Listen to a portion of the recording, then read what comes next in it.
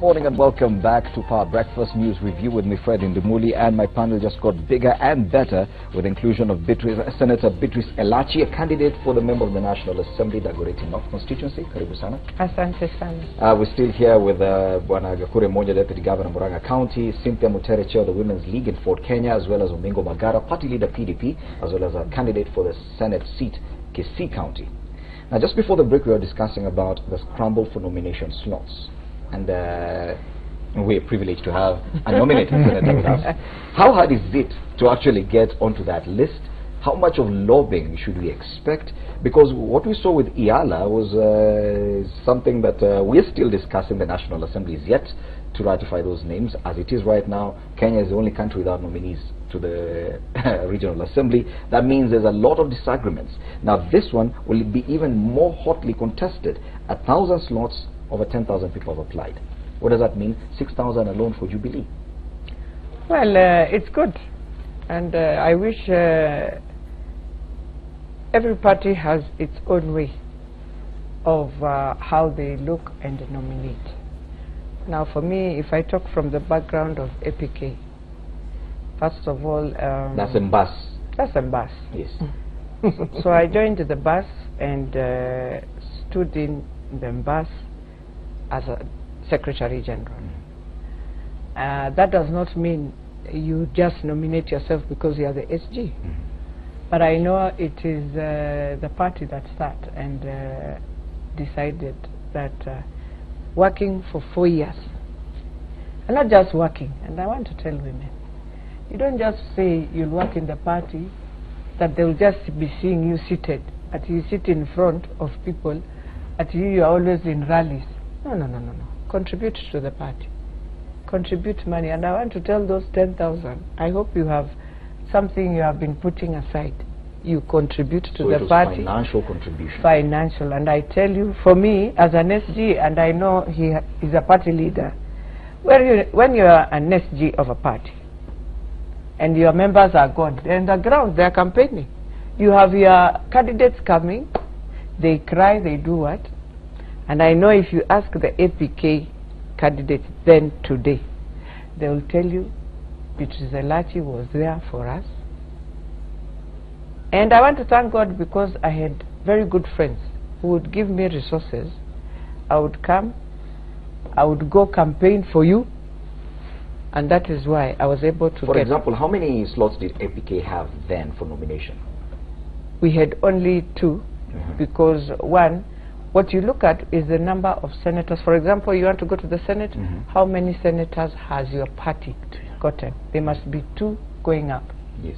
So within the 2, IBC is able now to say this party can get, this party can get, and share. And what APK got at that time was 1.1 million votes. We got, I had 57 MCAs all over the country. Some are in Lamu, some are in Isiolo, some are in Bungoma.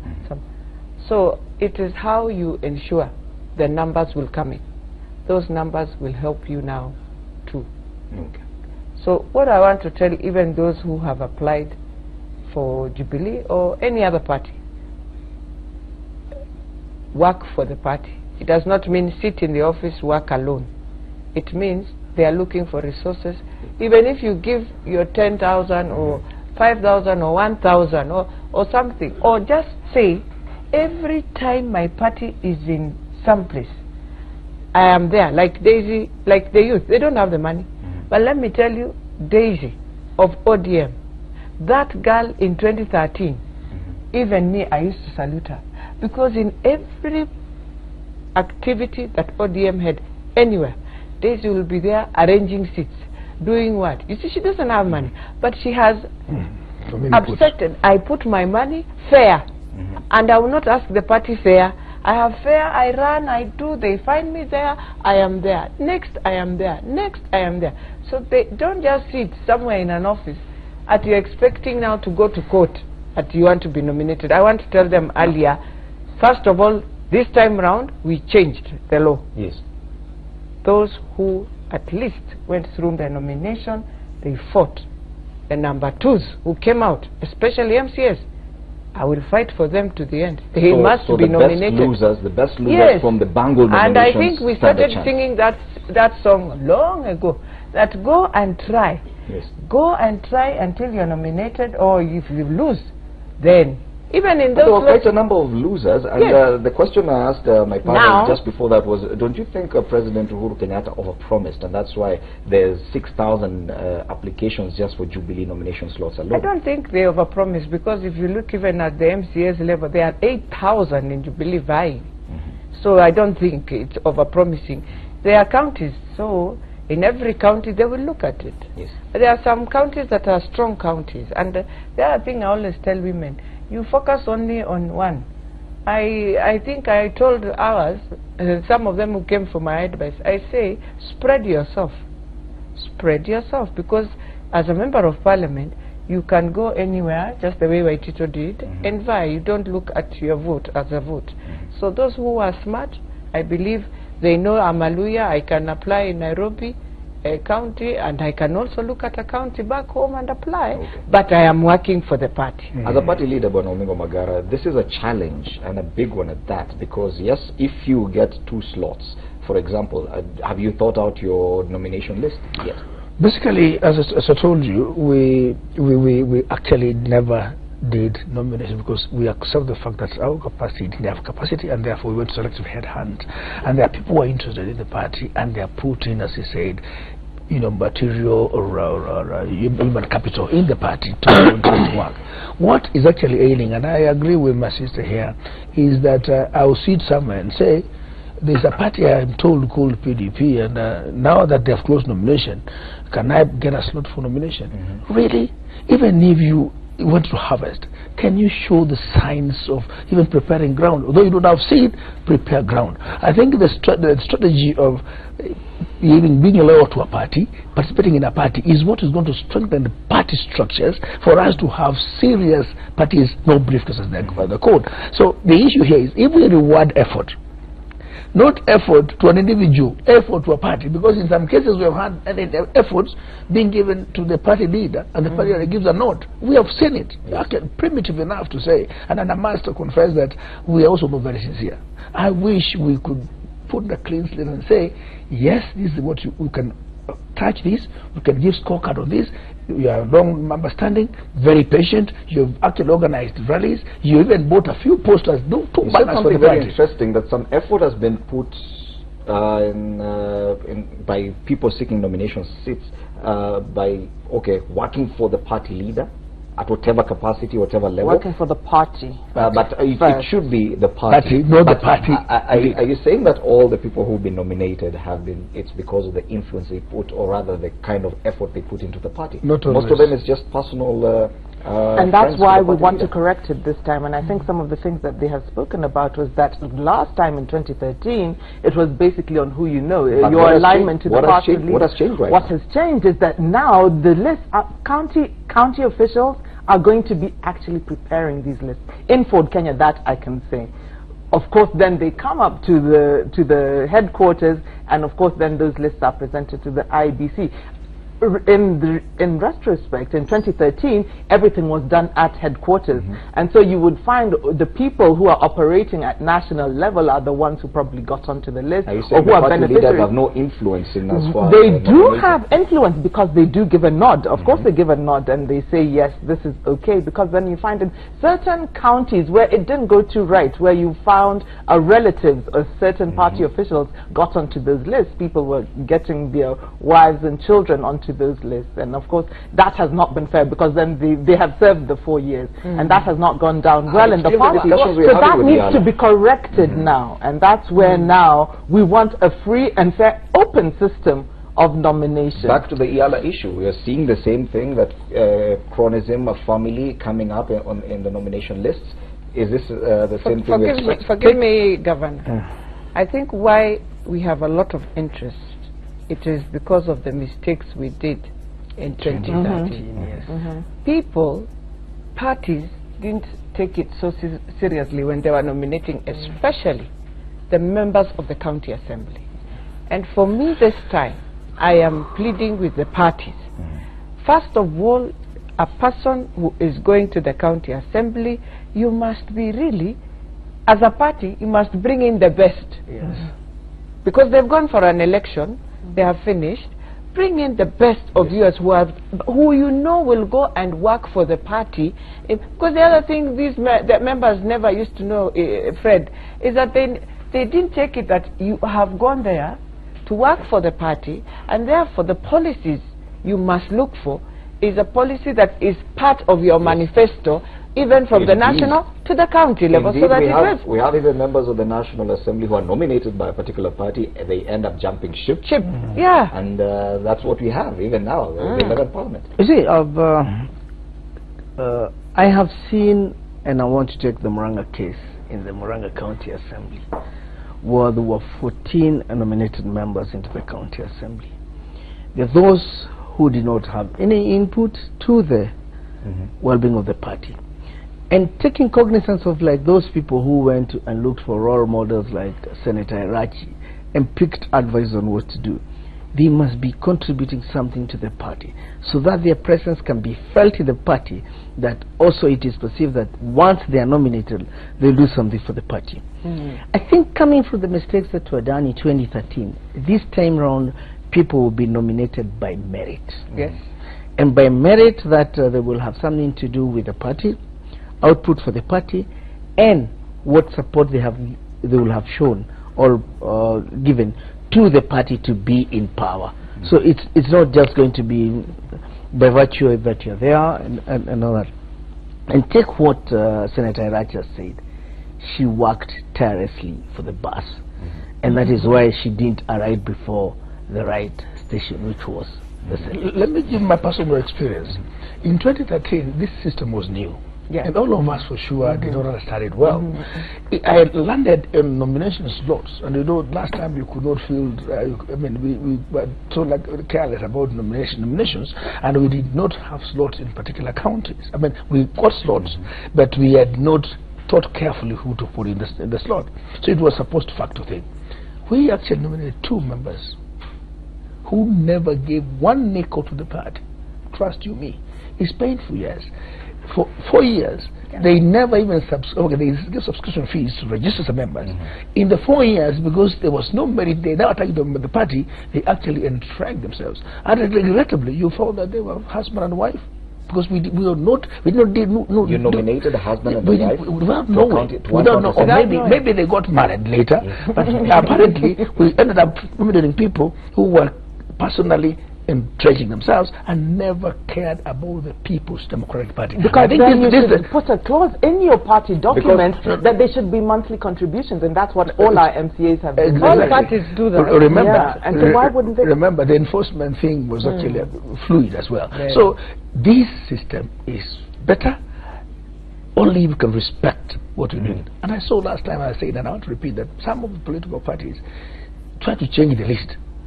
Surely, if their horse has bolted and you did a due diligence, don't again take yourself to court. We saw it in tribunal. Wow. What I want to tell the party leaders, they must sit down, and not just for one county, 47 counties, look at all your list, party leaders. Yes. Look at your list, do your due diligence so that you don't bring husband, wife, sister, cousin. Those things must stop on nominations. They must stop. And wow, it's a very interesting discussion. But of course, the parties are this week handing in their lists of nomination or nominees for this nomination slots, and with at least 774 slots for county assemblies countrywide. It means that probably most parties, even beyond the ones that we know, most parties, even the ones referred to as fringe parties, might get at least 1 or 2 slots for nominations.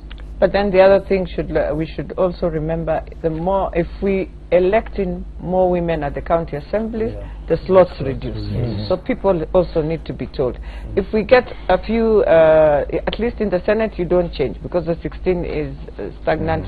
But I'm hoping now we get in at least 3 women in the Senate. We will have the 1/3 for the Senate. So we will remain only with the issue of the national. Allow me to say something about my sister Beatrice.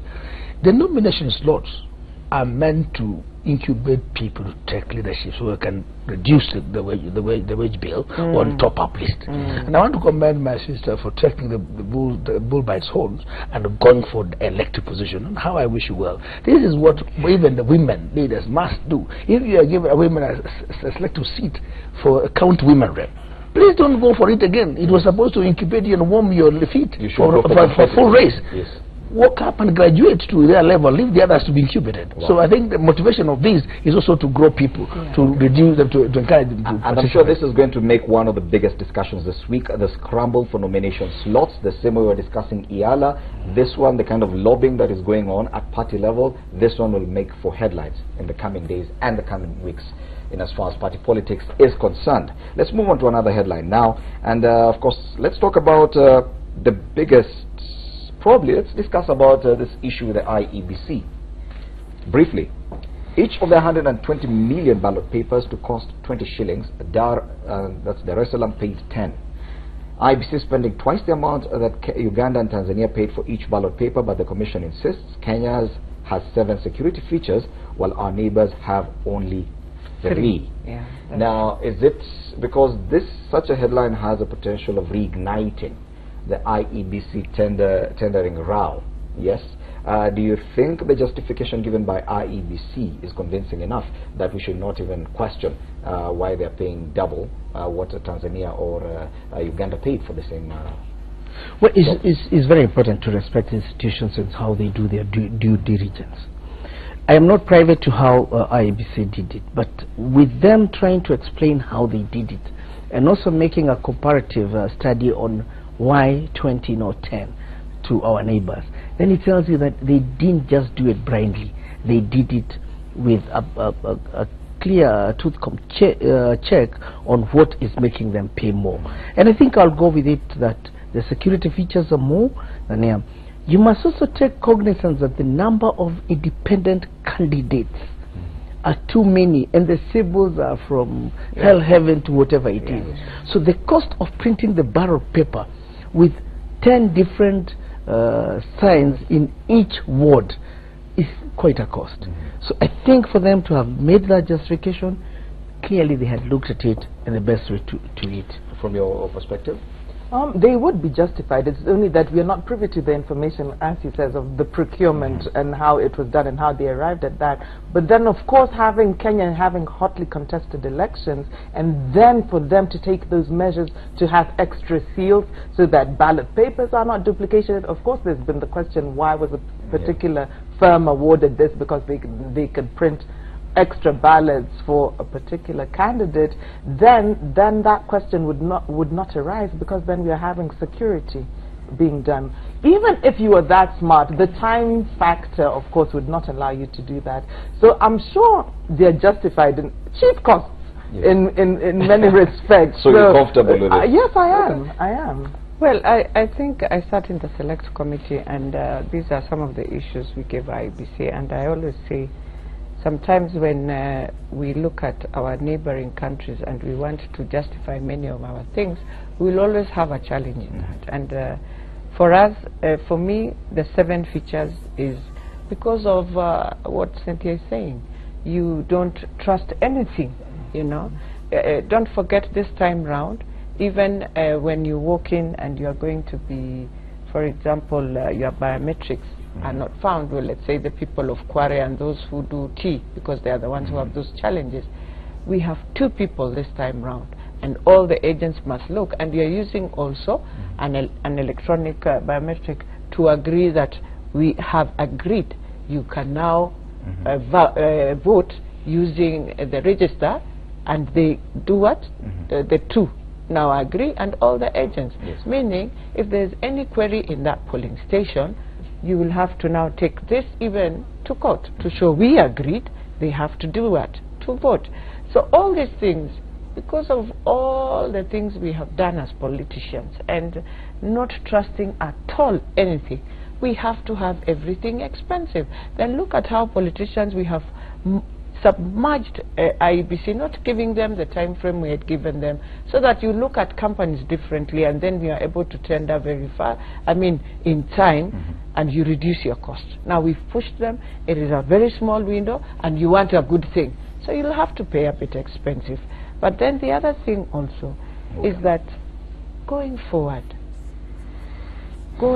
as a country, we hope this ends in 2017 and the country comes, that we shall have always elections where people can just sit, political parties agree, and we move in trusting the institution that they can do a good job. Bonomingo Magara, of course, if it was last week, this headline about the IEBC and ballot papers would probably have been here. It would have been the biggest headline. Now it is confined to one side of that tells you that the mood of the country is that Kenyans want elections. That item will not gain currency because we must have elections on 8th of August, cast on stone, full stop. Number two, the IEBC is an independent body. We cannot be able to all sit in there and micromanage how they do it. So long as they can explain themselves, in fact, the oversight function to oversee these, including parliamentary oversight functions, to ensure that we get value for money. And the justification is really not for us, is for them to ensure that at whatever cost, knowing also democracy is not cheap, they give us a credible election that will transit this country into the next level without acrimony. That is only my prayer. And their independence must also be compromised for being complacent. They must also be put on check, knowing that they are responsible for their actions. On the issues of cost, again, and the mode of operation, even the law allows them to go direct procurement depending on the agency of the matter. So since that this thing is critical and it must be done, we ask them to leave above the margins and give us a credible elections to get off the coast. For how much money have we lost? For a credible system of governance that we want to put in place, that cost can be justified. Okay. Time for another break, but when we return, we discuss this top story on both dailies. We'll talk about that in a short while. We discuss this top story about land. Raila Uhuru back to hot land debate. Arrest threats just hot air. Raila retorts with regard to the same remarks attributed to him with regard to land. Now that we're no longer talking about IEBC tendering, have we finally found the proper galvanizing question for these campaigns in land? That on Power Breakfast News Review returns.